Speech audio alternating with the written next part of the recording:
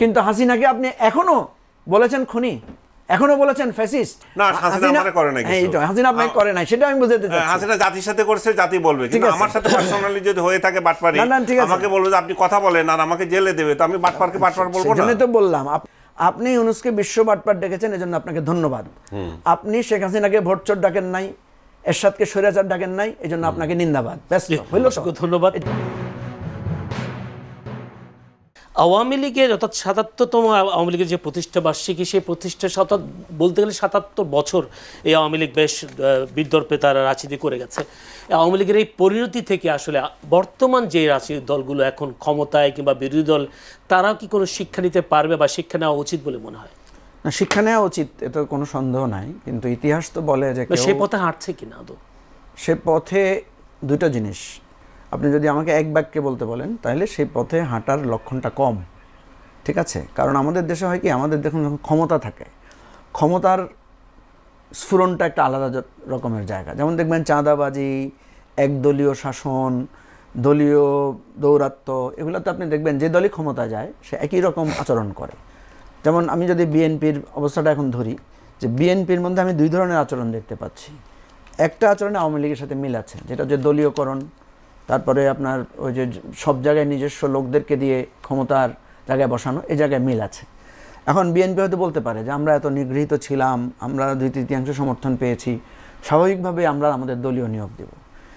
হ্যাঁ, ঠিক আছে, আপনি দলীয় নিয়োগ দিচ্ছেন, কিন্তু আপনি তো সেটা কমিট করেন নাই। আপনি যখন প্রতিশ্রুতি দিয়েছিলেন তখন এই কমিটমেন্টটা আপনার ছিল না যে আমি সব জায়গায় আমার দলের লোক বসাবো, বরং কমিটমেন্টটা উল্টা ছিল।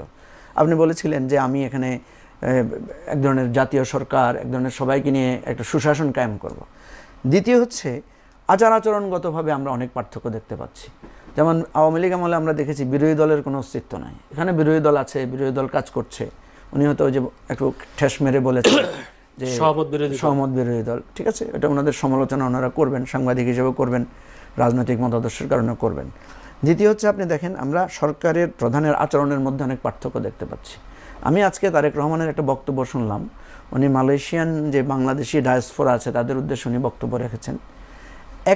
উনি 1 ঘন্টার মতো বক্তব্য রেখেছেন, পুরো বক্তব্যটাই ছিল ওনার পরিকল্পনা নিয়ে।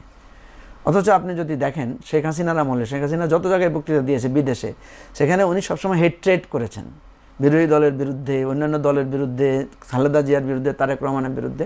আমি দেখলাম তারেক রহমান তার বিরোধীদের ব্যাপারে কোনো কথা বলেন নাই। এটা একটা পার্থক্য। তারেক রহমানের চলাফেরা, জীবনযাত্রার মধ্যে আমরা একটা সিম্পলিসিটি দেখতে পাচ্ছি, এক ধরনের জায়গা দেখতে পাচ্ছি। এখন এইটাকে যদি উনি ওনার নেতাকর্মীদের মধ্যে প্রভাবিত করতে পারেন, প্রসারিত করতে পারেন, এটার চাপটা যদি বিরোধী দলের উপরও যায়, বিরোধী দলও যদি এক ধরনের এই মানে সভ্য রাজনীতির জায়গায় অভ্যস্ত হতে পারেন, তাইলে আমরা একটু চেঞ্জ দেখতে পাবো। এখন আমি আপনাকে যেটা বলি সেটা হচ্ছে এই যে কথাটা বারবার আসছে যে আওয়ামী লীগ বাংলাদেশের রাজনীতিতে তার প্রাসঙ্গিকতা থাকবে কিনা। দেখেন আওয়ামী লীগের তো প্রায়, আমরা যদি হিসাব করি, একটা সময় আওয়ামী লীগের ভোট ছিল 40%, কখনো কখনো আমরা দেখেছি এটা 30%, কখনো কখনো আমরা দেখেছি 20%। এই যে আনিস আলমগীর ভাই বললেন যে আওয়ামী লীগ নির্বাচনে নাই। আওয়ামী লীগ যে নির্বাচনে নাই এর জন্য দায়ী কে? এর জন্য দায়ী আওয়ামী লীগ, আমাদের দায় নাই। কেন নাই আমি আপনাকে বলি, সেটা হচ্ছে আওয়ামী লীগ যেই সংস্কৃতিটা চালু করে দিয়ে গেছে, আপনি রাতারাতি এই সংস্কৃতি থেকে বেরোতে পারবেন না। আপনি দেখেন আমরা যদি এখন বলি যে আওয়ামী লীগের সাথে আসেন আমরা একটা রিকনসিলিয়েশন প্রসেস করি, ট্রুথ অ্যান্ড রিকনসিলিয়েশন, যেটা বিএনপির ধারায় আছে। আপনি দেখবেন জামাতের আমিরও একবার বলেছিল যে আমরা ক্ষমা করে দেব। বিএনপির এই মহাসচিবকে দেখবেন ওনার এলাকায় নির্বাচন উনি বলেছেন যে আপনারা যারা নৌকার লোক তো নাই আপনাদের, আপনারা ধানের শীষে ভোট দেন, আমরা আছি আপনাদের সাথে। আমরা এক ধরনের বিএনপি বলেন জামাতের মধ্যে এক ধরনের নানা ধরনের পরিস্থিতি দেখি যে তারা হয়তো সমালোচনায় হতে পারে যে তারা ভোট পাওয়ার জন্য এটা করেছেন, এবং তারা সফলও হয়েছেন। আপনি দেখবেন তাহলে 70% লোক তো এবারে ভোট দিয়েছে, তাই না?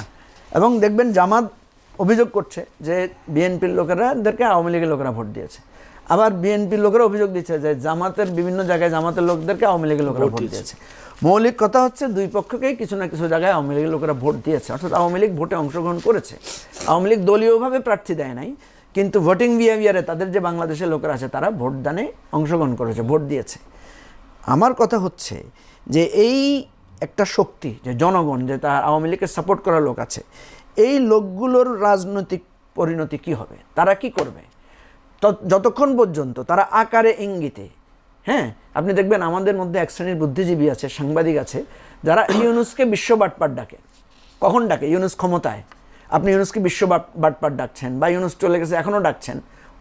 এটা আপনার গণতান্ত্রিক ক্ষমতা, শক্তি, আপনি বলতে পারেন। না ক্ষমতা থাকতে ডাকে না। কিন্তু হাসিনাকে আপনি এখনো বলেছেন খুনি, এখনো বলেছেন ফ্যাসিস্ট, বলেন নাই কিন্তু আমি নাম ধরে বলতে পারবো। এবং আনিস আলমগীর ভাইয়ের কোনো কথায় আমি পাই নাই যে উনি হাসিনাকে কখনো খুনি বা ফ্যাসিস্ট বলেছেন।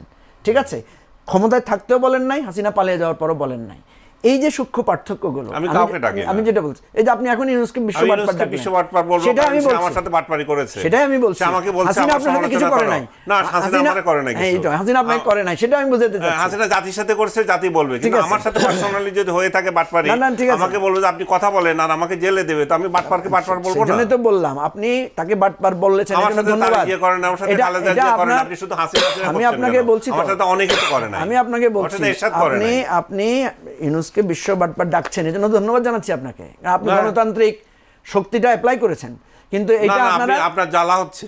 না আমার কোনো জ্বালার কিছু না। আমি জানি না আপনাদের জামাতের এবং এনসিপির কেন এত জ্বালা ইউনুসকে সমালোচনা করলে। আমি তো আপনাকে ধন্যবাদ দিচ্ছি। না আপনারা আপনি ইউনুসকে বিশ্ব বাটপার ডেকেছেন, এই জন্য আপনাকে ধন্যবাদ দিচ্ছি, হয়েছে তো? না আপনাকে ধন্যবাদ। না আপনাকে ধন্যবাদ দিচ্ছি, ধন্যবাদ দিচ্ছি এইভাবে যে কারণ আপনি গণতান্ত্রিক শক্তিটা, আপনার যে স্বাধিকার, কথা বলার অধিকারটা আপনি পেশ করতে পেরেছেন।